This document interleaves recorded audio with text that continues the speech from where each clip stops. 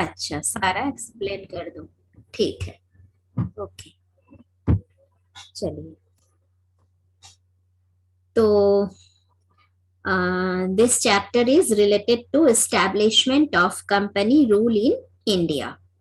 किस तरह से इंडिया में कंपनी रूल इस्टेब्लिश हुआ, ये है चैप्टर। तो as you all know that they came as a trader and slowly and gradually they there was opportunity because Indians were not united. They took advantage and control one by capture, not control, capture one by one state of India. In this way, they establish their rule over India. तो कौन कौन आए as a trader? First question बाकी बच्चों से कि कौन कौन आए? Yes ma'am.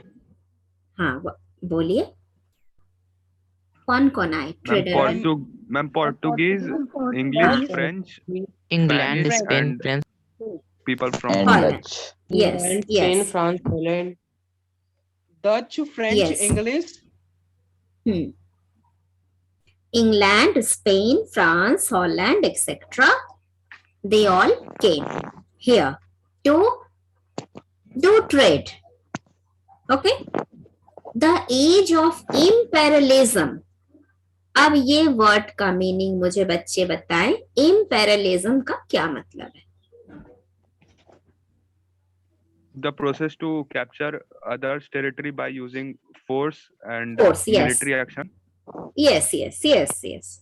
By using force, capture others territory means cross the boundary. England ने अपने बाउंड्री को, अपने देश की बाउंड्री को क्रॉस करके इंडिया आया और हम लोगों को फोर्स किया to obey them. This is example. Colonialism भी सेम थिंग है, force others, but imperialism boundary को क्रॉस कर गए जब, दैट इज मैंने और बड़े सेंस में है. ठीक है. तो age of imperialism in India began with the weakening and eventually the disintegration of the Mughal empire. Mughal empire का डिसइंटीग्रेशन कब से शुरू हुआ? कौन से रूलर थे जिनके बाद से कोई भी इम्पोर्टेंट रूलर नहीं हुए? Death of Aurangzeb. Very good, you all know. ठीक है. औरंगजेब के बाद से his successor was weak, that's why the disintegration was started. ठीक है. तो अब क्या हुआ कि lack of a strong central authority, जब डिसइंटीग्रेशन स्टार्ट हो गए तो सेंट्रल अथॉरिटी वीक हो गई और सारे लोग अपना सर उठाने लगे. इस तरह से सारे लोग उस स्थिति का फायदा उठाने लगे. तो उसके बाद वाला चैप्टर क्लास 7th में आप लोगों ने पढ़ा, आप लोगों ने उसके बाद वाला चैप्टर पढ़ा, emergence of independent states in India. याद करो, जिसमें था कि थ्री जो थे पावर्स, वे लोग दे डिक्लेयर्ड देयर इंडिपेंडेंस ओपनली, और बाकी 3 जो थे जिसमें कि बंगाल था, आई थिंक अवध था, मारवाड़, मेवाड़, ये सब थे, है ना. तो सिख थे, यस, हैदराबाद. तो they were the states of Bengal, Awadh, Hyderabad, Mysore, Maratha, Jat, Rajput. ये लोग अपने अपने सर उठाने लगे क्योंकि सेंट्रल अथॉरिटी वीक थी और वो लोग स्टेट सेटअप करने लगे.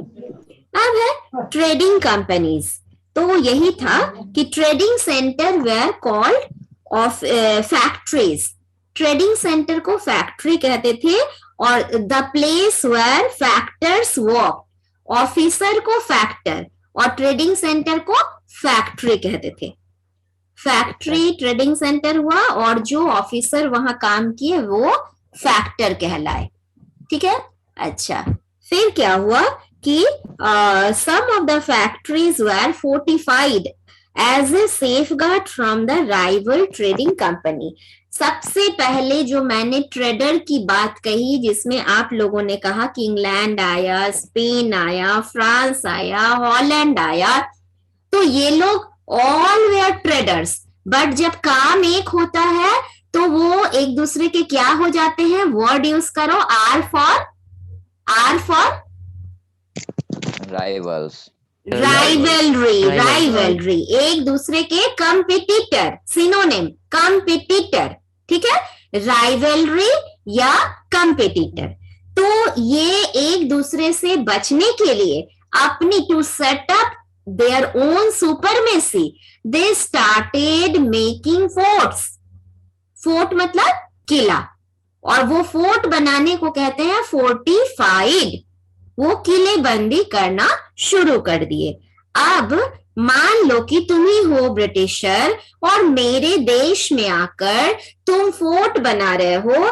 फोर्ट बनाने का मतलब ही है कि अपने आप को प्रोटेक्शन दे रहे हो। फोर्ट में तुम आर्म्स एंड एम्यूनिशन रखोगे, तुम सोल्जर्स रखोगे, यानी कि अपनी प्रोटेक्शन के लिए। तो क्या मैं खुश होंगी? तुम बाहर से आए हो, तुम मेरे देश में अपना किलाबंदी कर रहे हो, आर्मी रख रहे हो, ट्रेड करने आए हो, ट्रेड करो ना। समझ में आई?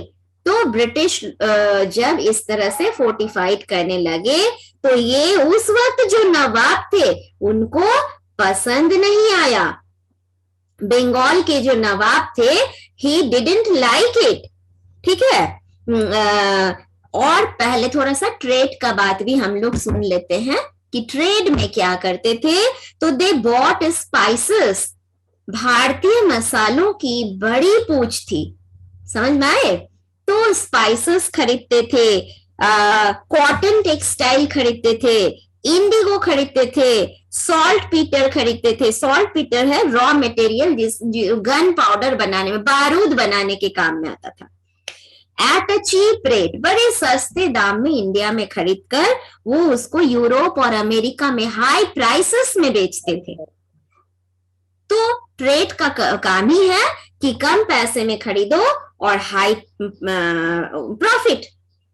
प्रॉफिट एंड लॉस आप मैथमेटिक्स बनाते हो, तो प्रॉफिट में वो बेचते थे। ठीक है, तो द ह्यूज प्रॉफिट मार्जिन, और प्रॉफिट मार्जिन बहुत ही ज्यादा होता था। led to a competition among the foreign trading companies। अभी जितने भी trading Portuguese, Spain, France, Holland के नाम सुने हो, ये लोग ट्रेडिंग कंपनीज थी। तो इन लोगों के बीच में कंपटीशन स्टार्ट हो गया। Eventually the other trading companies had to go to the out to the English। लेकिन उस रेस में आगे कौन निकल गया? अंग्रेज निकल गए। और अंग्रेज और फ्रांस, ब्रिटिश एंड फ्रांस बहुत दूर तक साथ चले। मतलब दोनों एक दूसरे के बहुत बड़े प्रतिद्वंदी साबित हुए। लेकिन 1770 में वो फ्रेंच ईस्ट इंडिया कंपनी भी डिसॉल्व हो गया और एकमात्र ब्रिटिश ईस्ट इंडिया कंपनी आगे तक कायम रही। मतलब अंग्रेजों ने they established their supremacy after क्या कहो, leaving behind all their competitors, destroying the French companies। yes eventually the other trading तो हो गया। तो अदर ट्रेडिंग कंपनी को अपने सर अंग्रेजों के सामने झुकाने पड़े। द ईस्ट इंडिया कंपनी, अब इन लोग ट्रेडर से चले गए, अपनी कंपनी सेटअप कर लिए। क्या? तो ब्रिटिश ईस्ट इंडिया कंपनी। याद रखना, फ्रेंच लोग भी ईस्ट इंडिया कंपनी सेटअप किए थे, उसे कहेंगे फ्रेंच ईस्ट इंडिया कंपनी, और इन लोगों की कंपनी को कहेंगे ब्रिटिश ईस्ट इंडिया कंपनी। ठीक है, चलिए कहानी की शुरुआत होती है। तो the history of the world, अब थोड़ा लैंग्वेज पर ध्यान दीजिए। क्लास 8 के टक्कर का लैंग्वेज है। क्या है? तो history of the world has not witnessed a more amazing story than that of establishment of British Empire in India. दुनिया के इतिहास इससे ज्यादा अमेजिंग स्टोरी नहीं सुनी होगी जितना कि किस तरह से British east India company establish किए इंडिया में, उन लोगों ने अपना एम्पायर एस्टैब्लिश किया। वो कहानी इतनी ज्यादा अमेजिंग है जो कि हम लोग सुनने जा रहे हैं। It was not the result of a deliberate effort of episodes that finally led to political dominance of India by the east India company. एक जैसे कि आप लोग सीरियल्स देखते हो 1 by 1 एपिसोड, तो इसी तरह से 1 by 1 एपिसोड में ये लोग अभी बंगाल को कैप्चर किए, तो अभी पंजाब को किए, अभी मद्रास को किए, तो अभी कर्नाटक को किए। 1 by 1 इन लोग अपना होल्ड और स्ट्रॉन्ग करते जा रहे थे इंडिया पे, और हम लोग मूक दर्शक बनकर देख रहे थे। मूक दर्शक नहीं, कुछ हुआ, क्या हुआ सो आप लोग आगे सुनिएगा। तो फर्स्ट बैटल ऑफ पलासे 1757 में हुआ, और Bengal was the biggest and richest province of India. उन दिनों बंगाल सबसे बड़ा और अमीर प्रोविंस था इंडिया का, और सबसे पहला हाथ उन लोगों ने बंगाल पर मारा। ठीक है, तो अब कहानी सुनिए।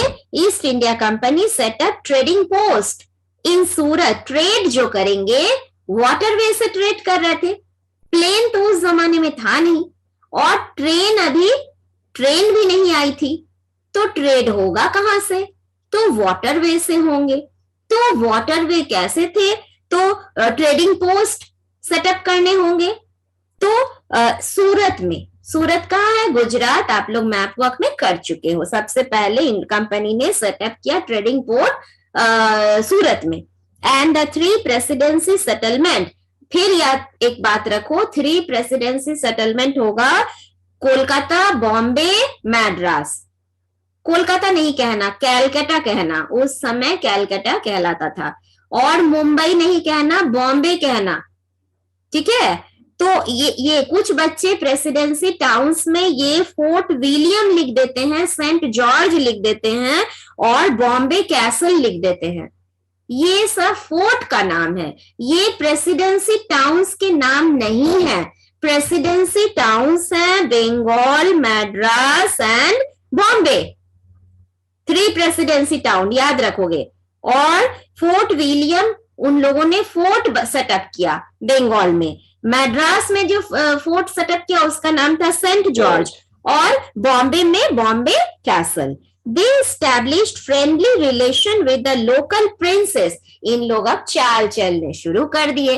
लोकल प्रिंसेस के साथ, राजकुमारों के साथ इन लोग अपना फ्रेंडली रिलेशन कायम कर लिए, ताकि इंडियन ट्रेडर को जो अपॉर्चुनिटी मिलती है अपने देश में ट्रेड करने की, वो भी अपॉर्चुनिटी कैसे? टैक्स वगैरह जो लगती है सो कम लगे।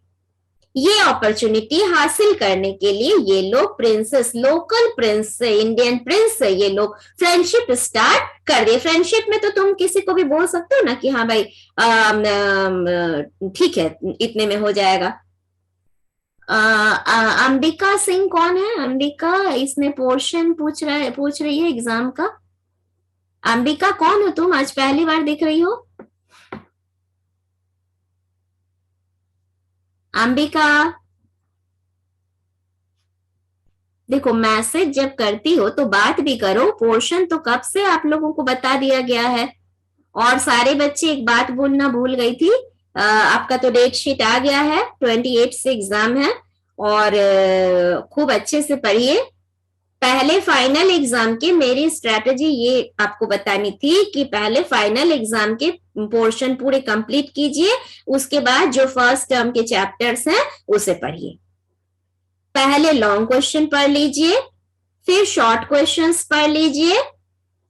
ओ अच्छा अंबिका, तो फिर चैट में ही लिखो ना, सेक्शन लिखो ना, क्लास एंड सेक्शन लिखो, चैट में ही लिखो। अंबिका तुम अनम्यूट नहीं हो पा रही हो, तो क्लास एंड सेक्शन तुम तो चैट में लिख सकती हो। 8F की हो, ठीक है अंबिका।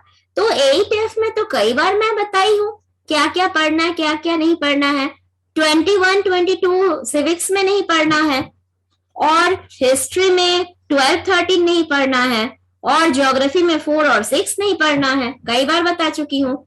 ये मैं नहीं कह रही हूँ, 21, 22 का सिलेबस मार्किंग स्कीम जो आया है उसके हिसाब से मैं कह रही हूँ, मैं अपने मन से नहीं कह रही हूँ। वो मार्किंग स्कीम आज 8B में मैं फॉरवर्ड कर दी, आप लोगों को भी मैं फॉरवर्ड कर दूंगी, जो जिसका खो गया हो वो दोबारा से देख सकेंगे। तो ठीक है, इसके अलावा कोई चैप्टर को इन लोगों ने काटा है या नहीं काटा है, इस तरह की कोई खबर हम लोगों के पास नहीं है, तो आपको तो सारे पढ़ने ही होंगे। 6 चैप्टर्स आपके हट गए हैं, तो जितने हैं उतने तो पढ़ने ही होंगे, है ना। अगर कोई फर्दर इंफॉर्मेशन आएगा तो आप लोग भी मेरे साथ कंसल्ट करना, मैं भी आपको बताऊंगी, ठीक है।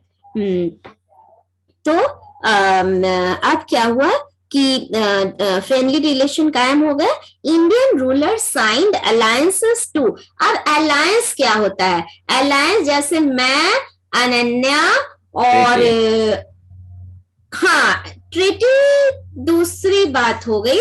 फिलहाल अलायंस, एक ग्रुप बना लिए, फ्रेंडशिप कर लिए, है ना, फ्रेंडशिप कर लिए, कुछ लोगों के साथ एक अलायंस कर लिए। Indian rulers signed alliances to secure the help of English military to settle their internal rivalries.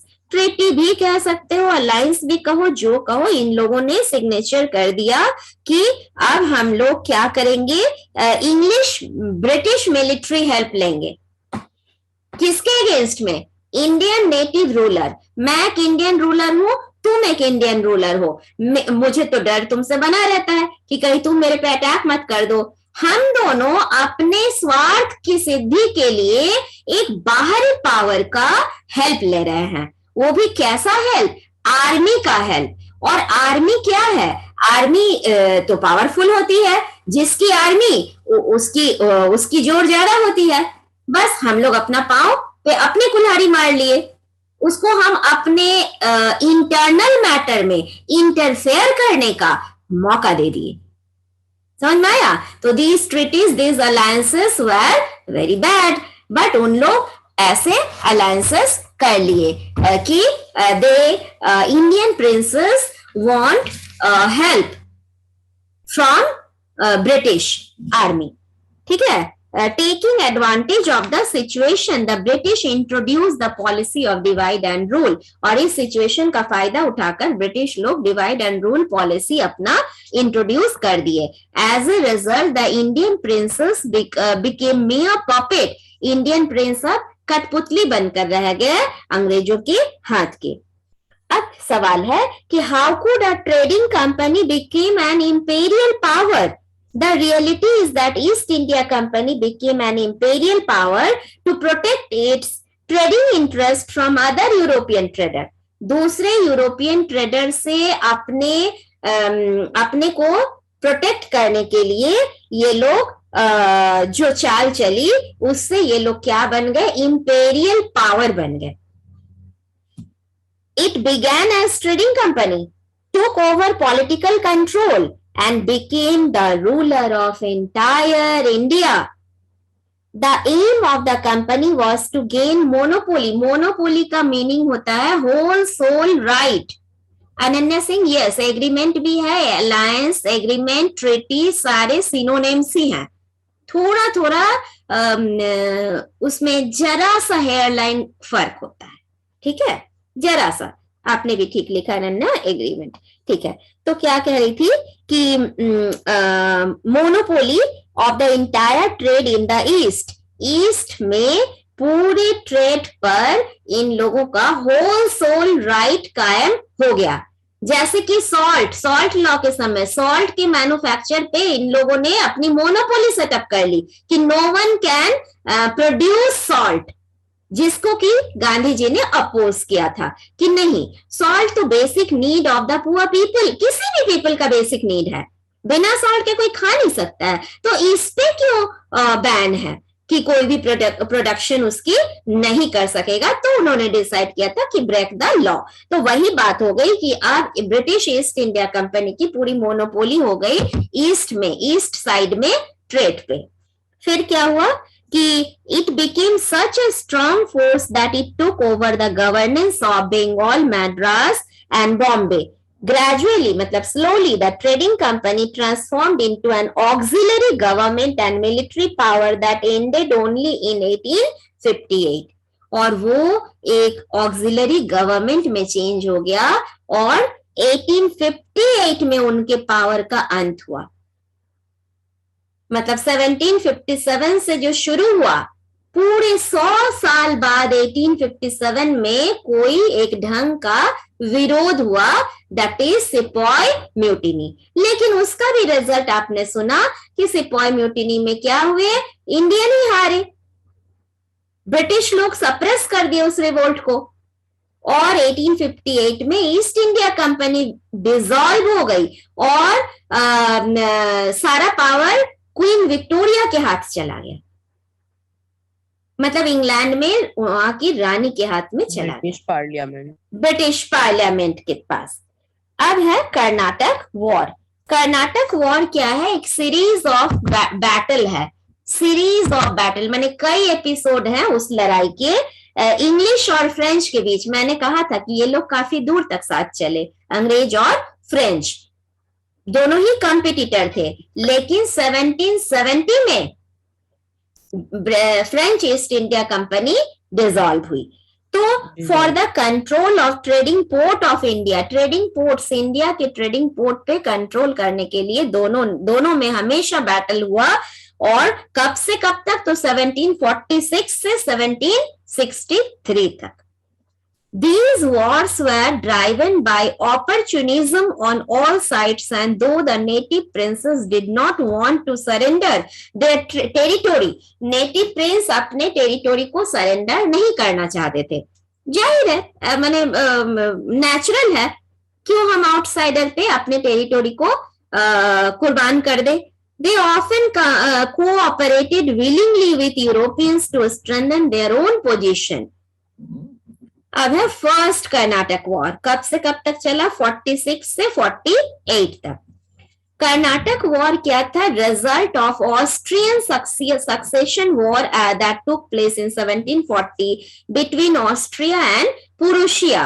Succession, कौन सक्सेसर बनेगा, वो लड़ाई थी किसके, ये what were the countries? Austria and Prussia. मैं पहले ही बोली ये ऑस्ट्रेलिया नहीं है, ऑस्ट्रिया यूरोप, ऑस्ट्रेलिया तो दूसरा कॉन्टिनेंट है ना, ये सब यूरोपियन ट्रेडिंग कंपनीज है ना, तो यूरोप के देश हैं। ऑस्ट्रिया एंड प्रूशिया के बीच में सक्सेशन का वॉर हुआ, who will be the successor. तो England and France entered from opposite sides in this war. पीछे से ये लोग एंट्री मारी, किसने, इंग्लैंड और फ्रांस ने। कॉमोडोर बॉर्नेट, अब दो कैरेक्टर का नाम आप सुनेंगे, एक कॉमोडोर बॉर्नेट, एक थे Dupleix. Commodore Barnett British naval officer थे, ब्रिटिश नेवल ऑफिसर, और डुप्लेक्स थे फ्रेंच ऑफिसर। याद रहेगा, डुप्लेक्स हुए फ्रेंच, कॉमोडोर बॉर्नेट हुए British naval officer. Arrived in, अब कौन आया, कॉमोडोर बॉर्नेट इंडिया में अपने ट्रूप्स के साथ आया, arrived in India with his troops. But the French proposed peace with British. French यहां पर क्या किए, शांति के लिए प्रपोजल रखे। जब कॉमोडोर बॉर्नेट के लीडरशिप में इंडिया आए तो फ्रेंच ने उनसे पीस के लिए शांति का प्रपोजल रखे। द नवाब ऑफ कर्नाटक, ये थर्ड कैरेक्टर है, कौन, कर्नाटक के नवाब कौन है, अनवरुद्दीन।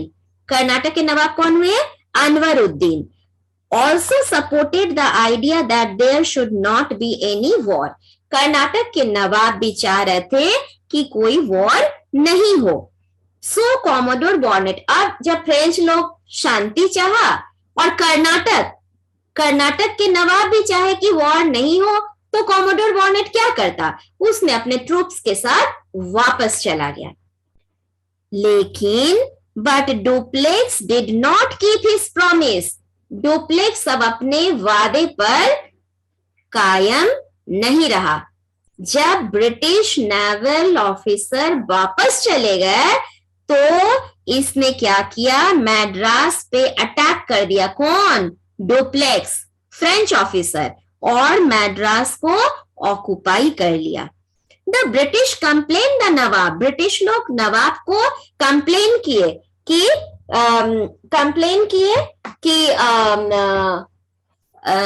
हम लोग को ये करिए, क्या कहते हैं, आप लोग क्यों झगड़ा, आप ही लोगों ने कहा था कि पीस चाहिए, तो फिर आप लोगों ने वॉर क्यों किया? ठीक है, तो यहीं से बात शुरू होती। 1 मिनट रुको, बैटरी लो हो रहा।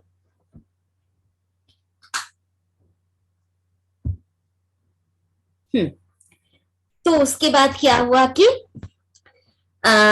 British complain the Nawab he declared war against the French, उन्होंने फ्रेंच के अगेंस्ट में वॉर स्टार्ट कर दिया। The battle took place in 1746। In this battle Anwaruddin was defeated by the French. एक और बात याद रखो, तीनों कर्नाटक वॉर में फ्रेंच डिफीट हुआ। हर वॉर का मैं एक समरी बताऊंगी कि इसमें इतने वॉर हुए, इसमें ये हारा, इसमें वो हारा, कम से कम ताकि तुम लोग 2 लाइन 4 लाइन भी लिख सको वहां पर, अगर समरी याद रहे तो।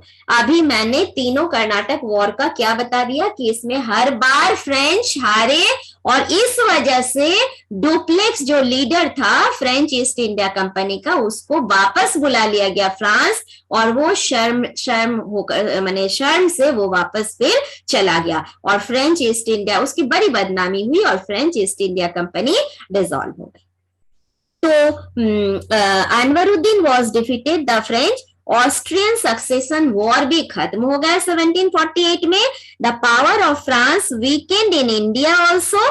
France was force to sign the treaty and hand over Madras back to England. France को ट्रीटी साइन करनी पड़ी और इंग्लैंड को वापस कर देना पड़ा अंग्रेजों को। ठीक है, सेकेंड कर्नाटक वॉर। अच्छा, आज इतना काफी रखें कि सेकंड भी बताएं? तुम लोग अगर थोड़ा सा ज्यादा हो जा रहा है तो फिर इतना दूर तक रखते हैं। जो बोलो, बताऊं? मैम बता दीजिए। बताऊं? अच्छा, ठीक, ठीक, खत्म तो नहीं होगा, ये तो इतने सारे पेज का है, ये कर्नाटक वार खत्म हो सकता है। ये बहुत लंबा चैप्टर है। कर्नाटक वॉर खत्म कर दीजिए। हाँ हाँ, कर्नाटक वॉर खत्म करते हैं। हाँ ठीक है, ठीक है, तुम लोगों का रिवीजन हो जा रहा है, अच्छी बात है। अब है second Carnatic war. There was war of succession between, अब देखो फिर नए नए कैरेक्टर, अब फिर सक्सेशन का वॉर था। चंदा साहब, ये चंदा साहब कौन थे?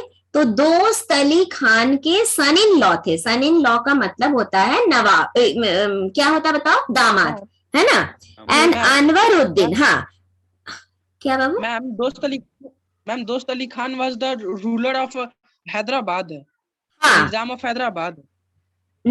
हाँ हाँ, देखो अनवरुद्दीन कर्नाटक फॉर द, तुम बोला तो हम अपना भूल गए। There was war of succession between Chanda Sahib and Anwaruddin. किसके किसके बीच हुआ? चंदा साहब जो कि दोस्त अली खान के सन इन लॉ थे, और अनवरुद्दीन जो कर्नाटक का नवाब था, जो कि फर्स्ट कर्नाटक वॉर में हारा था अंग्रेजों से। तो आफ्टर द डेथ ऑफ, किस लिए लड़ाई हुई? नवाब कौन बनेगा कर्नाटक का नवाब, इसके लिए झगड़ा था। फिर मैम हैदराबाद की, आफ्टर, एक मिनट पढ़ने दो, फिर आराम से 1 by 1 बात बताते जाएंगे। After the death of Nizamul मुल्क एंड निजामुल मुल्क, नाजिर जंग सन ऑफ निजामुल मुल्क का बेटा, the French signed a secret treaty with Muzaffar Jang and Chanda Sahib to help them with well trained French forces. French force बहुत नामी था, बहुत ही इंग्लिश आर्मी भी तो डिसिप्लिन थी और वेल इक्विप्ड थी, और फ्रेंच लोग भी वैसे ही थे। तो फ्रेंच के साथ वो सीक्रेट चुपके से ट्रिटी साइन किए मुजफ्फर जंग और Chanda Sahib to help them with well train French forces. They defeated Nasir Jang and Anwaruddin, फिर अनवरुद्दीन हारे, है ना, and gained monopoly of trade over South India. अब अनवरुद्दीन बैटल में मारा ही गया और मोहम्मद अली भाग गया, ran away. On the other side the English plotted with Nasir Jang and defeated the French army, फिर फ्रेंच आर्मी की हार हुई। और थर्ड कर्नाटक वॉर इतना ज्यादा इसमें से नहीं पूछेगा, अगर पूछना है तो हो सकता है फर्स्ट कर्नाटक वॉर का पूछ दे, उस पे शॉर्ट नोट, या फिर मोटा मोटी एक आंसर पूछे कि क्या हुआ। तो तीनों में आप वही लिखना कि फ्रेंच हारे और कैरेक्टर को कुछ पहचान लेना, वो उसके खिलाफ बोला, वो उसके खिलाफ बोला, इतना बोलोगे तो काफी रहेगा। थर्ड में क्या हुआ, फ्रेंच बेसीज्ड मैड्रास, इतने हड़बड़ में नहीं होगा, रहने दो, ठीक है। तुम लोग को एक माइंड मैप बनाकर मैं उसको इजी कर दूंगी। सेकंड कर्नाटक वॉर, प्रिंस तुम्हारे सारे सवाल का जवाब उस माइंड मैप में रहेगा, कौन क्या था, कैरेक्टर के बारे में, और किससे कल स्कूल से लेना होगा, बोर्ड पे पहले से बना के रखूंगी, दिखा करके पढ़ा दूंगी, ठीक है प्रिंस। वो माइंड मैप देख करके आप लोग समझ जाना, तो उतना हौच पौच नहीं लगेगा। अनन्या कल थर्ड कर्नाटक वॉर से शुरू करूंगी, ठीक है बेटा। Yes ma'am.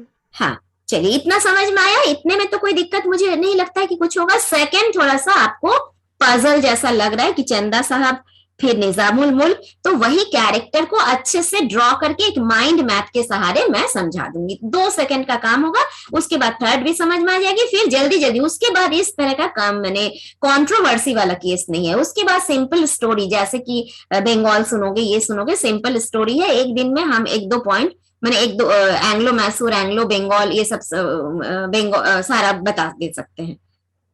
3 दिन लगेंगे तो इसे ये कंप्लीट हो जाएगा, ठीक है। ठीक, रखते हैं फिर। Thank you ma'am. चलो बाय।